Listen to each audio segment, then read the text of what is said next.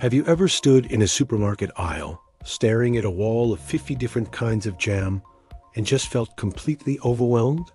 Or maybe you've spent hours scrolling through a streaming service, only to give up and watch nothing at all. If this sounds familiar, you've experienced what psychologists call the paradox of choice. It's the idea that while we think having more options is always better, it can actually lead to paralysis, anxiety, and even dissatisfaction. Let's break this down. The conventional wisdom is that freedom means having choices. The more choices, the more freedom, and therefore, the happier we should be. Want a new pair of jeans? You can choose from skinny, bootcut, straight leg, high rise, low rise, distressed, dark wash, light wash. The list goes on. This sounds great in theory, right? You can find the perfect pair. But here's the twist. When we're faced with an overwhelming number of options, our decision-making process gets bogged down. First, there's the paralysis. With so many choices, the effort required to gather information and compare each one becomes enormous. Instead of feeling empowered, we feel exhausted. The fear of making the wrong choice can be so intense that we end up making no choice at all.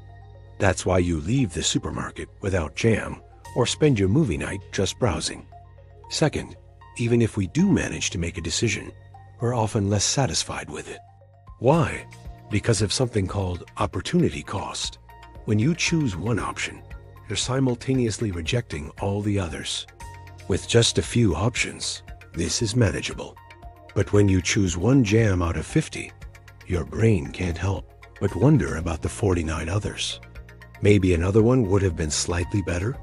This nagging thought can subtract from the enjoyment of the jam you actually bought. The perfect becomes the enemy of the good. And third, the escalation of expectations. When there are only a couple of options, your expectations are reasonable. You just want a decent pair of jeans. But when there are hundreds of options, you feel you should be able to find the absolutely perfect pair. Your expectations skyrocket. And because nothing is ever truly perfect, the final choice, no matter how good it is, can feel like a letdown.